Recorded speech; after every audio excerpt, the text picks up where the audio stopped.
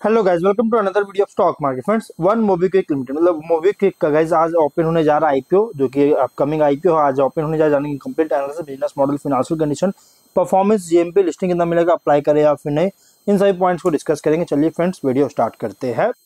तो guys IPO जो है 11 दिसंबर आज के दिन ओपन होने जा रहा है, 13 दिसंबर क्लोज किया जाएगा। 3 डे आईपीओ है और ये जो आईपीओ ₹2 पर शेयर का face value 265 to 279 rupees per share की प्राइस बन 53 शेयर्स की लॉट साइज 572 करोड़ का इशू साइज जो कि फुल्ली फ्रेश इशू किया जा रहा है।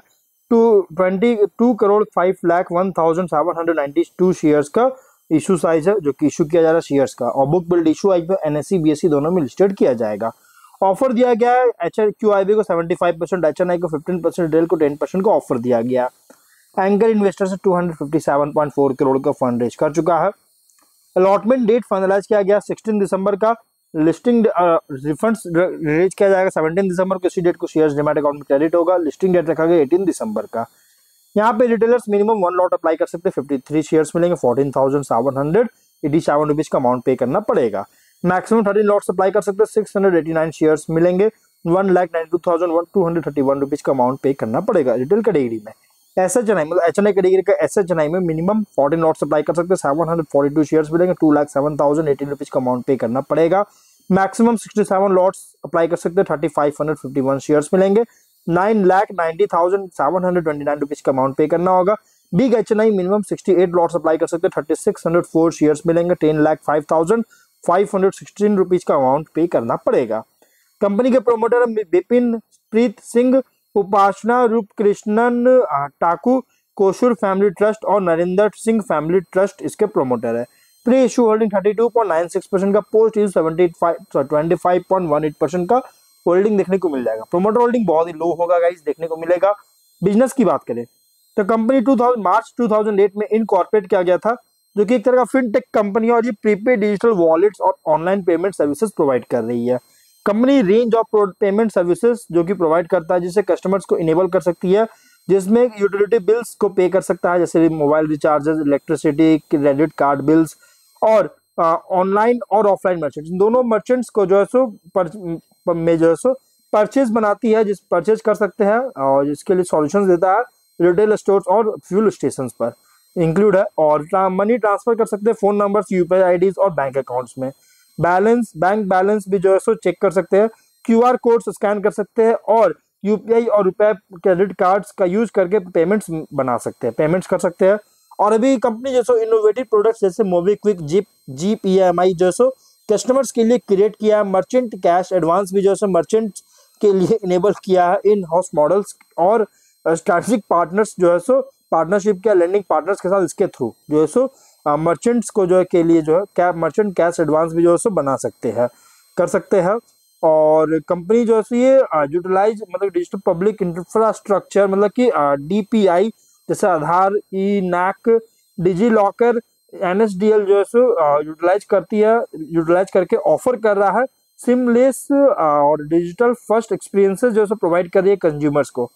30 जून 24 के अकॉर्डिंग 161 मिलियन रजिस्टर्ड यूजर्स है और 4.26 मिलियन मर्चेंट्स जो है इनेबल हो चुके हैं, जिससे बोथ ऑनलाइन ऑफलाइन में जो है पेमेंट्स को एक्सेप्ट कर सके, बना सके। और प्रोडक्ट रेंज की बात करें तो इसमें इंक्लूड है ऑनलाइन चेकआउट जो कि ई कॉमर्स मर्चेंट्स के लिए, जिसे मर्चेंट्स को जो इनेबल करता है, मर्चेंट्स इनेबल करती है पेमेंट्स को एक्सेप्ट करने के लिए ऑल मेजर मोड्स के थ्रू, जिसमें इंक्लूड यूपीआई, वॉलेट्स, कार्ड्स, पे लेटर ऑप्शंस के थ्रू। स्कैन एंड पे विथ क्विक क्यूआर्स के थ्रू भी जैसे कर सकता है, जिसमें ये फीचर जो ये अलाउ करता है रिटेल मर्चेंट को, पार्टनर्स को जो है पेमेंट्स को एक्सेप्ट करने के लिए यूपीआई, वॉलेट्स, कार्ड्स, पे लेटर के द्वारा क्यूआर कोड्स का यूज करके। और मोबीक्विक वाइब जो कि साउंड बॉक्स भी प्रोवाइड करता है, एक क्यूआर इनेबल डिवाइस है जो कि पेमेंट कंफर्मेशंस जो अनाउंस करता है मर्चेंट्स के लिए, जिससे कस्टमर एक्सपीरियंस इनहांस कर सके। मोबीक्विक ईडीसी मशीन भी देता है, point of sale terminal provide करता है, जिसे मर्चेंट्स को अलाउ करता है सभी इन पर्सन पेमेंट मोड्स को एक्सेप्ट करने के लिए, जिसमें include credit cards, debit cards, UPI. और मर्चेंट कैश एडवांस जो कि एक फ्लैगशिप क्रेडिट प्रोडक्ट है जो कि एक्सेसिबल प्रोवाइड करता है, अफोर्डेबल क्रेडिट जो है मर्चेंट्स को प्रोवाइड करता है कंपनी का पेमेंट सॉल्यूशंस के यूज करके बिजनेस नीड्स के लिए। और मोबिक्विक जिप जो है ये एक फ्लैगशिप प्रोडक्ट है जिससे कंज्यूमर्स को जो है सो देता है पे बाय नाउ और पे लेटर का ऑप्शन देता है विद इन 30 डेज के लिए, जो कि फ्लेक्सिबिलिटी और इजी रीपेमेंट ऑप्शंस ऑफर कर रही है। और 30 जून के अकॉर्डिंग 226 परमानेंट एम्प्लॉइज इसके टेक्नोलॉजी फंक्शन पर जो है सो काम कर रहे हैं। तो दिसंबर 24 के अकॉर्डिंग लगभग 19 रजिस्टर्ड ट्रेडमार्क्स जो है सो ऑब्टेन कर चुका है और 11 ट्रेडमार्क एप्लीकेशंस जो है सो इसके लिए मतलब ट्रेडमार्क एक्ट ऑफ 1999 के अंडर जो है सो इसके लिए अप्लाई कर चुका है।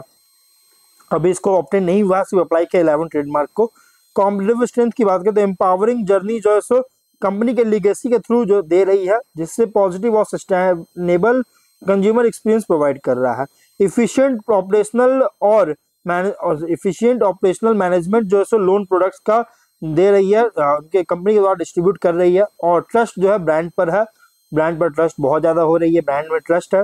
टेक्नोलॉजी प्रोडक्ट फर्स्ट अप्रोच है बिजनेस के लिए, मतलब समझिएगा इसकी ये जो कंपनी है ये बिल्कुल पेटीएम की तरह ही काम करती है। पेटीएम में फिनटेक कंपनी, तो ये भी कंपनी फिनटेक है, मतलब कि पेटीएम लगभग 90% जो मतलब कि सर्विस है पेटीएम की तरह ही प्रोवाइड कर रही है। अब अगर हम बात करें फिनेंशियल का, देखिए 22 में 836 करोड़ का एसेट्स था, 25 के फर्स्ट क्वार्टर 908 करोड़ का, नेटवर्थ था 158.6 करोड़ का और 216.5 करोड़ का। और अगर रिजर्व सरप्लस की बात करें 205 करोड़ का, लेकिन 25 के फर्स्ट क्वार्टर 147 करोड़, जो कि गिरावट आया। 23 में भी गिरावट आया 151 करोड़ का, 25 के फर्स्ट क्वार्टर में भी गिरावट आया। डेट टू 150 करोड़ का था 22 में, 25 के फर्स्ट क्वार्टर में 206 करोड़ का डेट, लेकिन बहुत ज्यादा इंक्रीज हुआ है। रेवेन्यू की बात करते हैं, रेवेन्यू प्रॉफिट का, तो 22 में 543 करोड़ का रेवेन्यू, 128 करोड़ का लॉस। 23 में 561 करोड़ का रेवेन्यू, 83.8 करोड़ का लॉसेस।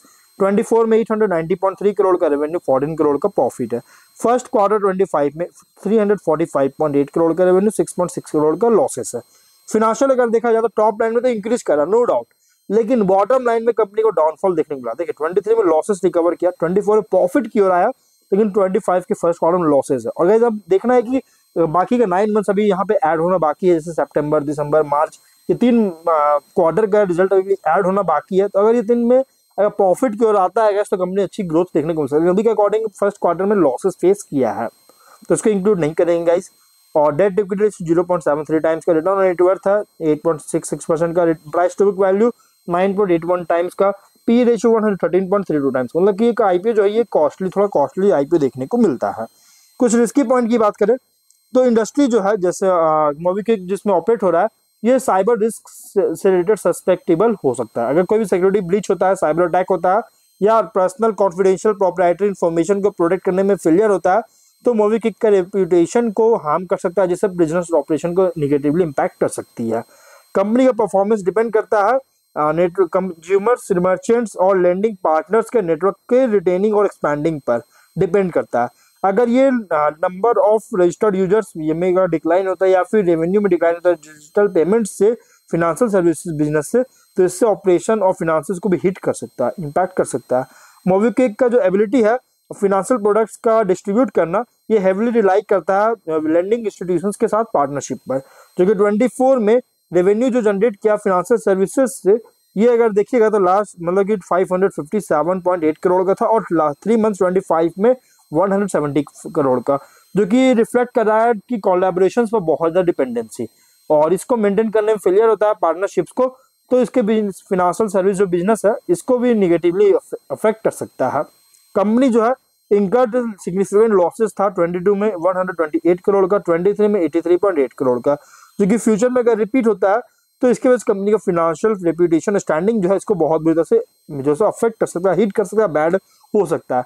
मोबिक्विक जो है सो जैक पे पर बहुत ज़्यादा रिलाई करता है क्रिटिकल ऑपरेशंस के लिए, पेमेंट्स और फाइनेंशियल सर्विस बिजनेस में, और जिसमें इंक्लूड मोबिक्विक जिप और जिप ईएमआई। और कोई भी अगर डिस्ट्रप्शन होता है जाकपेज के सर्विसेज में, जिसके कारण इसके प्लेटफॉर्म्स के फंक्शनलिटी को हार्म कर सकता है, जिससे मोबिक्विक के ब्रांड रेपुटेशन, फाइनेंशियल रिजल्ट को भी अफेक्ट कर सकती है। Significant portion of MobiKwik financial services से रेवेन्यू से जनरेट कर रहा है, जो कि टाइड है मोबिक्विक जिप और जिप ईएमआई प्रोडक्ट्स पर।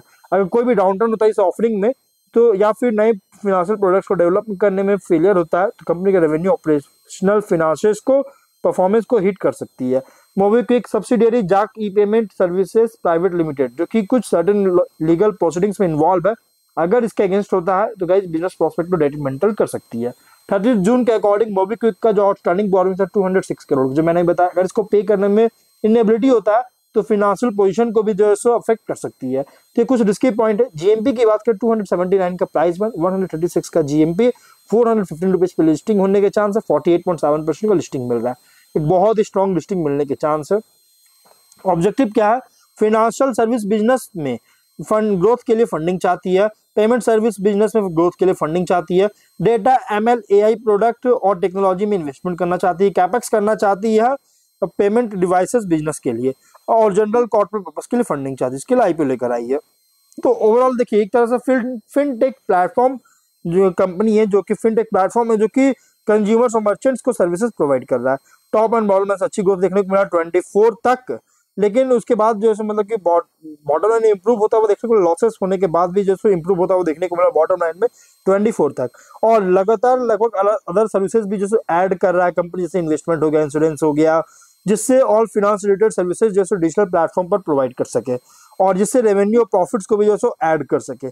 और यहाँ पे 25 के फर्स्ट क्वार्टर में लॉसेस फेस किया है, क्योंकि प्री फंडिंग कॉस्ट एडजस्टमेंट जो प्रोविजन किया गया, जो मैंने बताया कि फर्स्ट क्वार्टर उतना ज्यादा इंपॉर्टेंट नहीं होगा, क्योंकि इसमें 3 क्वार्टर और ऐड होना बाकी है, और 24 के अर्निंग्स के अकॉर्डिंग थोड़ा सा प्राइस बन ज्यादा रखा गया, अप्लाई करना चाहते हैं प्योर लॉन्ग टर्म आईपीओ है, मतलब ये आईपीओ जो प्योर लॉन्ग टर्म अगर आप अप्लाई करना चाहते हैं तो प्योर लॉन्ग टर्म के लिए कंसीडर कर सकते हैं। कोई भी डिसीजन का जब अपने रिस्क पर ही लीजिएगा, ये कोई रिकमेंडेशन वीडियो नहीं, मैं सिर्फ वही पॉइंट बता रहा हूँ जो कि कंपनी ने प्रोवाइड किया, डेटा प्रोवाइड किया, वही मैंने आपको इस वीडियो में बताया है।